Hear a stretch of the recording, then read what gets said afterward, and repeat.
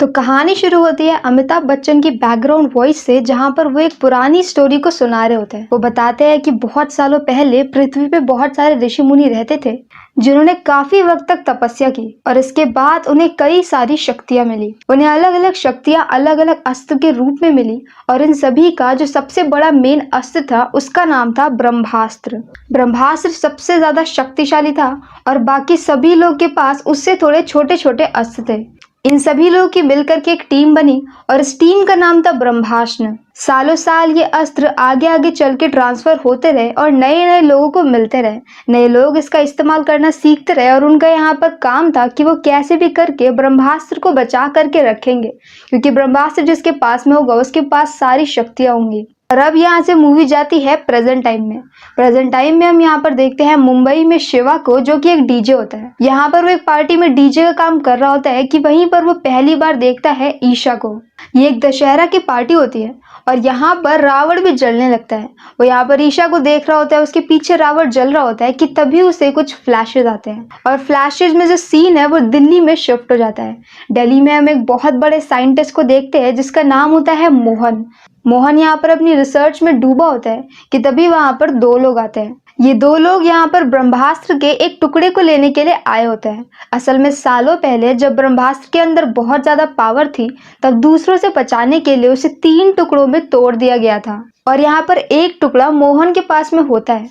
मोहन के पास वानर अस्त्र होता है, तो वो अपना वानर अस्त्र जो कि एक कड़े के फॉर्म में होता है वो अपने पैर में पहन लेता है और इसके बाद वो उन दोनों से फाइट करता है। पहले तो वो यहाँ पर जंप लगा करके बच के निकल जाता है और थोड़ी देर बाद वापस आता है। यहाँ पर उसने अपने बाकी सारे सामानों के बीच में उसी ब्रह्मास्त्र के टुकड़े को छिपा दिया होता है और अब जबकि वो दोनों गुंडे जा चुके हैं तो वो उसी टुकड़े को उठा लेता है कि तभी वहां पर उसके पीछे से जुनून आती है। जुनून का यहाँ पर ये मिशन होता है कि उसे कैसे भी करके ब्रह्मास्त्र के तीनों टुकड़ों को जोड़ना है और ऐसा वो क्यों कर रही है यह हमें आगे पता चलेगा। जुनून यहाँ पर अपनी काली शक्तियों का इस्तेमाल करती है और मोहन को पकड़ लेती है और अब यहाँ पर उसे एक टुकड़ा मिल चुका है और बचे हुए 2 टुकड़ों का पता पूछने के लिए वो मोहन को जबरदस्ती फोर्स करती है। यहाँ पर मोहन काफी वक्त तक अपने आप को रोकता है पर धीरे धीरे करके वो भी टूटने लगता है और दूसरी तरफ सीन शिफ्ट होता है शिवा की तरफ। शिवा को ये सारी चीजें फ्लैशेस में दिख रही होती है जिसकी वजह से वो बेहोश हो जाता है और जब तक उसे होश आता है तब तक ईशा वहां से गायब हो चुकी होती है। अब यहाँ पर शिवा अपनी टीम के साथ एक दूसरी पार्टी में जाता है जहाँ पर उसे एक और बार ईशा दिख जाती है। इस बार वो जाकर के ईशा से बात करता है और ईशा भी उससे इम्प्रेस हो जाती है। अब वो यहाँ पर ईशा को उस ऑर्फनेज में लेकर के जाता है जहाँ पर वो बड़ा हुआ है। वो एक अनाथ होता है जहाँ पर वो पहले अपनी माँ के साथ में रहता था। यहाँ पर एक बच्चे की पार्टी होती है। पार्टी के बाद शिवा ईशा को अपने रूम में लेकर के जाता है जहाँ पर वो ये बताता है कि सालों पहले जब वो 1 साल का था तब यहाँ पर उसकी माँ रहती थी उसके साथ में, पर एक दिन यहाँ पर पूरे कमरे में आग लग गई और उसकी माँ की डेथ हो गई, लेकिन वो जिंदा बच गया। और बाद में जब वो बड़ा हुआ तब उसने इसी कमरे को रेंट पे ले लिया ताकि वो अपने आप को अपनी माँ से करीब समझे। यहाँ पर उसकी माँ ने जाते जाते उसे एक शंख दिया होता है और यही उसके लिए सबसे ज्यादा इम्पोर्टेंट होता है। ईशा भी यहाँ पर काफी ज्यादा इम्प्रेस हो चुकी होती है कि तभी वहां पर अचानक से शिवा को दोबारा से फ्लैशेस आते हैं। असल में दिल्ली में मोहन को लगातार परेशान किया जा रहा था और अब फाइनली मोहन टूट चुका था। जुनून मोहन के दिमाग में जा चुकी होती है और वो उसके दिमाग से पता लगा लेती है कि दूसरा टुकड़ा बनारस में है। बनारस में किसी अनीश नाम के आर्टिस्ट के पास में है। उस आर्टिस्ट के पास में भी एक अस्त्र होता है और तीसरा टुकड़ा किसी गुरु के पास में जो कि कहीं पहाड़ों पे रहता है। अब यहाँ पर इससे पहले कि गुरु के आश्रम का पता चले, मोहन अपने आप को धक्का देकर के बिल्डिंग से गिरा देता है और सुसाइड कर लेता है ताकि वो मर जाए, लेकिन कभी भी जुनून को ये नहीं पता चले कि वो आश्रम कहाँ पर है। अब ये सारी बातें शिवा को भी पता चल गई है और उसे ऐसा लगता है कि वो किसी न किसी तरीके से इस पूरी चीज से जुड़ा हुआ है। वो जाता है और नेट पे सर्च करता है और उसे पता चल जाता है कि किसी मोहन नाम के साइंटिस्ट ने सुसाइड कर लिया है और ये सारी बातें वो ईशा को बता देता है। और अब इसके बाद वो बनारस जा रहा होता है अनीश से मिलने के लिए। ईशा भी उसके साथ में जाती है। यहाँ पर बनारस में जब वो लोग एक नाव के ऊपर बैठे होते हैं तभी अचानक से आग अपने आप ही शिवा के पास में आ जाती है और ये देख करके ईशा डर जाती है। अब यहाँ पर शिवा उसे ये बोलता है कि आग के साथ में उसका कुछ रिश्ता है, आग उसे जलाती नहीं है। और ये सारी बातें सुन करके ईशा को शौक लगता है। पहले उसे गुस्सा आता है कि शिवा ने उसको इतनी ज्यादा इंपॉर्टेंट बात नहीं बताई, भले ही उन्हें मिले हुए सिर्फ 2 दिन हुआ है, पर बाद में वो मान जाती है और अब इसके बाद वो दोनों यहाँ पर अनीश को ढूंढने लग जाते हैं। फाइनली उन्हें अनीश भी मिल जाता है, जहाँ पर वो लोग जैसे तैसे चकमा दे करके जुनून के पास में से उसे हटा देते हैं, क्योंकि जुनून अपने दोनों आदमियों के साथ में अनीश के पीछे लगी होती है। पर उन लोगों ने भी कच्ची गोलियां नहीं खेली है। इनफैक्ट उनमें से एक ने तो मोहन के अस्त्र को पहन करके रखा होता है और अब उसके पास वही वानर अस्त्र वाली पावर होती है। वो यहाँ पर ईशा के ऊपर अटैक करता है कि तभी वहां पर बीच में अनीश आ जाता है और वो अपने नंदी अस्त्र का इस्तेमाल करके सबको बचा करके निकल जाता है। वो तीनों तुरंत ही कार में बैठते हैं और पहाड़ों के लिए निकल जाते हैं। वैसे तो अनीश को एक गोली लगी होती है, लेकिन क्योंकि उसके पास नंदी अस्त्र होता है तो उसकी चोट थोड़ी देर में ठीक हो जाती है।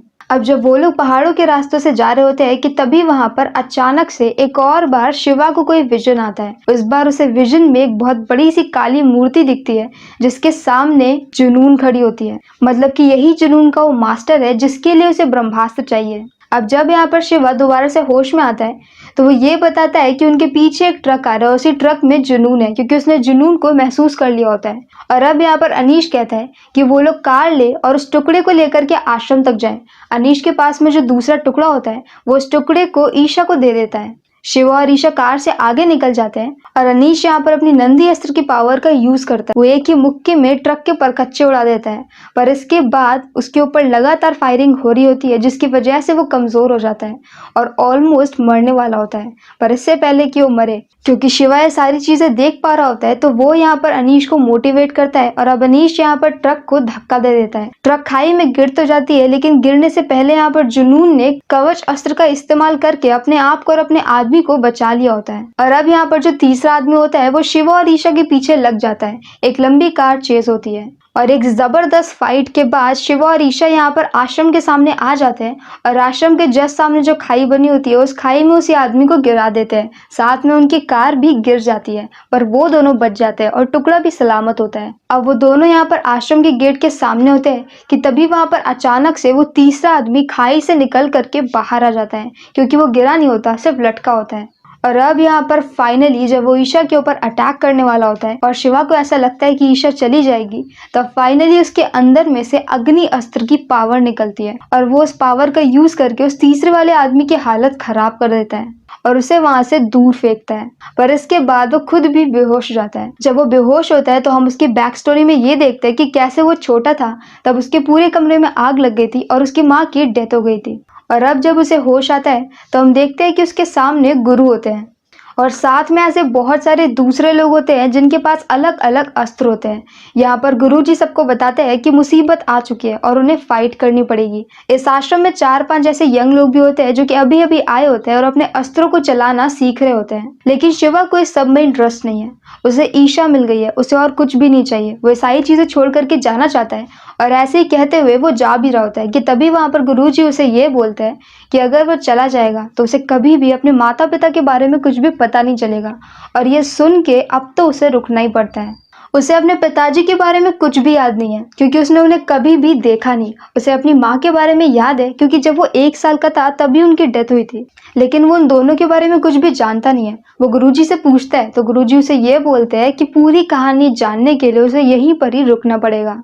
और अब यहाँ पर शिवा के पास और कोई भी चारा नहीं होता है तो वो मान जाता है। यहाँ पर गुरुजी ईशा से ये बोलते हैं कि वो वापस से शिवा के घर जाए और उसका सारा सामान लेकर के यहाँ पर आ जाए और सुरक्षा के लिए उसके साथ में 3-4 अस्त्रों को धारण करने वाले ब्रह्मास्त्र जाएंगे। अब यहाँ पर बाकी सबके साथ में शिवा की भी प्रैक्टिस स्टार्ट हो जाती है, पर प्रॉब्लम ये होती है कि अपनी मर्जी से वो आग बना नहीं पाता। मतलब कि जब भी ईशा उसके पास में होती है तब तो वो अपनी पावर्स को यूज कर पाता है, पर जैसे ही वो चली जाती है वैसे ही वो अपनी पावर को यूज नहीं कर पाता है। अब ऐसे जब वो सो रहा होता है तब उसे एक बार फिर से फ्लैशेस में दिखाई पड़ता है कि ईशा उसके रूम में वो यहाँ पर उसका सामान इकट्ठा कर रही होती है कि तभी वहां पर उन्हीं 2 लोगों में से एक आदमी अटैक करता है। उसके पास में अब नंदी अस्त्र होता है, उसके पास में नंदी की पावर होती है। लेकिन यहाँ पर जो 3 लोग और होते हैं वो ईशा को बचा लेते हैं, पर इसके बाद भी ईशा को थोड़ी बहुत चोट लग जाती है। और ये देखने के बाद शिवा इतना ज्यादा घबरा जाता है कि अपने आप ही उसकी पावर जागृत हो जाती है। और अब वो यहाँ पर गुरुजी को ये बताता है कि वो आग से डरता है। आग की वजह से उसकी माँ की डेथ हो गई, आग की वजह से हो सकता है कि ईशा को भी कुछ हो जाए। पर अब यहाँ पर उसके गुरुजी उसे समझाते हैं कि उसे अपने ईशा वाले प्यार को और आग के डर को दोनों को ही एक्सेप्ट करना पड़ेगा। और शिवा भी ये सारी बातें समझ जाता है और अब वो फाइनली अपनी आग का इस्तेमाल कर सकता है। पर अभी भी वो अपने अंदर से आग को निकाल नहीं सकता, मतलब कि उसे आग को बढ़ाने के लिए कुछ ना कुछ चाहिए होता है, कोई लाइटर में लगी हुई आग या फिर ऐसे ही कहीं पर एक छोटी सी चिंगारी भी। दूसरी तरफ हम जुनून को देखते हैं जो कि अब काफी ज्यादा गुस्से में आ चुकी होती है और यहाँ पर उसके पास अस्त्र का एक टुकड़ा होता है। वो जाती है अपने मास्टर के पास में और ये बोलती है कि उसे और शक्ति चाहिए ताकि वो बाकी के 2 टुकड़ों को हासिल कर सके। यहाँ पर जो सामने मूर्ति होती है उसी मूर्ति में से कुछ टुकड़े अपने आप ही पावर बन के उसके पास में आ जाते हैं। इन टुकड़ों के अंदर ये पावर होता है कि वो इसे जिस किसी को भी पहना देगी वो उसके मास्टर के कंट्रोल में आ जाएगा। अब इन टुकड़ों को लेकर के वो हिमालय में फैल जाती है और बहुत सारे लोगों को पहना देती है क्योंकि उसे पता होता है कि आश्रम यही कहीं है। अब इनमें से एक आदमी जब शिवा की आग को देखता है तो उसकी तरफ भागने लगता है। उस वक्त वहां पर गुरुजी भी होते हैं और वो देख करके समझ जाते हैं कि लड़ाई का वक्त आ चुका है। और अब इसके बाद वो फाइनली शिवा को उसकी फैमिली की स्टोरी सुनाते हैं। वो बताते हैं कि उसके माता और पिता का नाम था अमृता और देव। अमृता के पास पानी की पावर थी और देव के पास अग्नि की पावर थी। वो दोनों इस आश्रम में रहते थे और ये 30 साल पुरानी बात है। उस वक्त तक ब्रह्मास्त्र के टुकड़े नहीं हुए थे, वो एक पूरे समूचे रूप में था। लेकिन देव काफी ज्यादा शक्तिशाली था। उसके पास अग्नि की पावर तो थी पर साथ में वो 3 अस्त्र और धारण करता था, मतलब कि 4 डिफरेंट पावर। और इसी के साथ उसे ब्रह्मास्त्र भी चाहिए था। उसने अपनी अग्नि की पावर से हर किसी को हरा दिया और फाइनली वो ब्रह्मास्त्र की तरफ भी बढ़ रहा होता है। और तब उसे रोकने के लिए अमृता आगे आती है। उन दोनों की फाइट होती है और अमृता ब्रह्मास्त्र को 3 टुकड़ों में बांट देती है। 2 टुकड़े वो अपनी बोट पे रखती है और वो बोट पानी के साथ में मिलती है गुरुजी को। और जिस आइलैंड पे उन दोनों की फाइट हो रही होती है वो पूरा आइलैंड बर्बाद हो जाता है। और तीसरा टुकड़ा कहाँ है ये गुरुजी को भी पता नहीं है। लेकिन अब जब सालों बाद उन्होंने शिवा को देखा और शिवा के अंदर वही पावर देखी तो वो समझ गए कि अमृता उस टाइम पे प्रेग्नेंट थी। उसका एक बेटा हुआ और वो कैसे भी करके जिंदा बच गई। 1 साल तक वो जिंदा रही अपने बेटे के साथ में, लेकिन बाद में उसकी डेथ हो गई। और उसके बेटे के अंदर भी अग्नि की पावर है देव की तरह। और इसी के साथ में वो शिवा से ये कहता है कि उसके पास जो शंख है जो कि उसकी माँ ने उसके लिए छोड़ा था, जो कि उसने ईशा को लाने के लिए बोला था, असल में वो एक माया अस्त्र है। माया अस्त्र ऐसा अस्त्र होता है जो कि तब तक ओपन नहीं होता है जब तक उसके ऊपर उसके मालिक का खून ना गिरे। पहले ये अमृता के पास में था, लेकिन अब क्योंकि शिवा के अंदर उसी का खून है तो जैसे ही उसका खून पड़ता है वो शंख एक बॉक्स में बदल जाता है और उस बॉक्स के अंदर तीसरा टुकड़ा होता है। मतलब कि शुरू से तीसरा टुकड़ा शिवा के पास में ही होता है। और वो देव जिसे कि अमृता ने हरा दिया होता है वो वही मूर्ति होती है जिसके लिए जुनून को ब्रह्मास्त्र चाहिए। मतलब कि देव अभी भी पूरी तरह से मरा नहीं है, वो कहीं ना कहीं जिंदा है और ब्रह्मास्त्र उसे दोबारा से जिंदा कर सकता है। जिस तरह से अमृता मरी नहीं होती और बच गई होती है उसी तरह से देव भी कुछ रूप में बच गया होता है। अब जब यहाँ पर देव ये सारी कहानी सुनता है तभी तक वो लोग गांव के बीच में वो जगह ढूंढ लेते हैं जहां पर गांव के हर एक इंसान को जुनून ने वही पत्थर पहना दिए होते हैं और अब सभी लोग वॉरियर बन चुके होते हैं। यहाँ पर जो एक पत्थर का टुकड़ा होता है वो शिवा के पास में भी होता है क्योंकि इस टुकड़े को उन्होंने उस आदमी से निकाल लिया होता है जो कि थोड़ी देर पहले उनके ऊपर अटैक कर रहा था। शिवा यहाँ पर अनजाने में इस टुकड़े को पहन लेता है और अब वो सीधे पहुंच जाता है देव की मूर्ति के सामने, जहाँ पर वो ये देख लेता है कि उस मूर्ति के अंदर उसके पिता अभी भी जिंदा है। लेकिन जिस वक्त वो पत्थर को पहनता है उस वक्त जुनून भी उसके दिमाग में चली जाती है और उसे आश्रम का पता चल जाता है। और अब वो लोग आश्रम को ढूंढते हुए आने लगते हैं और ये सभी लोग वहां से बच करके निकल जाते हैं। आगे सबको पता चल चुका है कि जुनून उनके आश्रम की तरफ आ रही है तो वो लोग सारा सामान पैक कर लेते हैं और जाने के लिए निकलने लगते हैं। ईशा तो यहाँ पर पहले ही वो शंख लेकर के आ चुकी थी तो वो भी उनके साथ में निकल रही होती है कि तभी वहां पर जुनून की आर्मी पहुंच जाती है और अब वो एक एक करके सबसे फाइट करते हैं और सबको बंदी बना लेते हैं। और इस वक्त उनके पास 2 टुकड़े आ चुके होते हैं और तीसरा टुकड़ा अभी भी शिवा के पास में होता है। अब जुनून ने रानी को पकड़ करके रखा होता है। रानी के पास भी एक अस्त्र होता है और उसको पता होता है कि तीसरा टुकड़ा कहाँ पर है, पर तब तक वहां पर शिवा आ जाता है तीसरे टुकड़े के साथ। वो यहाँ पर जुनून के साथ में फाइट करने लगता है। पहले तो जुनून को झटका लगता है कि उसके देव के अलावा कोई और भी है जो अग्नि को कंट्रोल कर सकता है, पर इसके बाद वो यहाँ पर फुल पावर अटैक करती है और अब यहाँ पर शिवा की असली पावर निकल करके बाहर आती है और वो बहुत बड़े रूप में बदल जाता है। वो अपनी आग का इतना खतरनाक इस्तेमाल करता है कि जुनून को पता चल सा कि आग से तो उसे हराया नहीं जा सकता। तो अब वो यहाँ पर अपने देव से हेल्प मांगती है और उसके पास आ जाता है पानी की पावर। असल में देव के पास जो भी अस्त्र होते हैं उन सभी अस्त्रों की पावर जुनून यूज कर सकती है, मतलब पूरी नहीं लेकिन थोड़ी बहुत। और इसी के साथ उसे पानी के अस्त्र की पावर मिलती है और उस जगह पे बारिश होने लगती है। बारिश की वजह से शिवा की आग शांत हो जाती है। लेकिन पानी का अस्त्र तो अमृता का था, तो इसका मतलब ये है कि उस आग में अमृता को जानबूझ करके मारा गया और फिर उससे उसका अस्त्र भी ले लिया गया और शायद उसे मरवाने वाला देव ही होगा।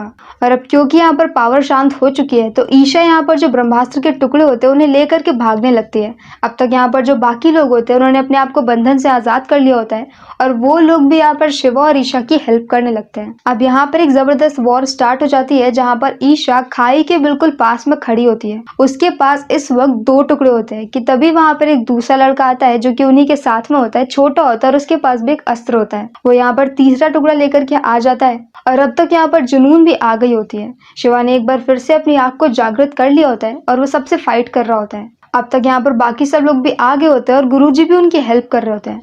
इस पूरे फाइट सीन में जुनून खाई में गिर जाती है और ईशा को लगता है कि सब लोग जीत गए, पर तभी वहां पर जुनून दोबारा से खाई से निकल आती है। अब तक शिवा की हालत टाइट हो चुकी है। जुनून यहाँ पर तीनों टुकड़ों को छीन लेती है और आपस में जोड़ देती है और फाइनली ब्रह्मास्त्र कंप्लीट हो जाता है। लेकिन उससे ब्रह्मास्त्र को पकड़ा होता है जिसकी वजह से ब्रह्मास्त्र की पावर को वो सह नहीं पाती और उसकी डेथ हो जाती है। अब क्योंकि ब्रह्मास्त्र दोबारा से जागृत हो चुका है तो उसकी पावर इतनी ज्यादा होती है कि पूरे अर्थ में खलबली मच जाती है और एक अर्थक्वेक सा आने लगता है और सारी चीजें टूटने लगती हैं। यहाँ पर ईशा जो कि खाई के पास में होती है वो मरने वाली होती है। शिवा के लिए ईशा से ज्यादा इंपॉर्टेंट और कुछ भी नहीं होता है, तो वो तुरंत ही भाग करके उसके पास में जाता है और उसे कवर कर लेता है और पहली बार बिना किसी बाहर की अग्नि के वो अपने अंदर की अग्नि को जागृत करता है और एक शील्ड बन के ईशा को बचा लेता है। लेकिन उसकी पावर इतनी ज्यादा होती है कि उसकी अग्नि की पावर ब्रह्मास्त्र को कंट्रोल कर लेती है और ब्रह्मास्त्र की सारी पावर शांत हो जाती है। और फाइनली शिवा को ऐसा लगता है कि अब ब्रह्मास्त्र कुछ भी नहीं कर रहा और उनके पास में है, वो भी सही सलामत है, तो मतलब कि वो लोग जीत गए। लेकिन तभी हम यहाँ पर ये देखते हैं कि जिस टाइम पर जुनून ने ब्रह्मास्त्र के टुकड़ों को जोड़ दिया था उस वक्त वहां पे ब्रह्मास्त्र की सारी पावर उसी मूर्ति पर पड़ती है और मूर्ति टूट जाती है और अंदर से निकलता है अग्निदेव।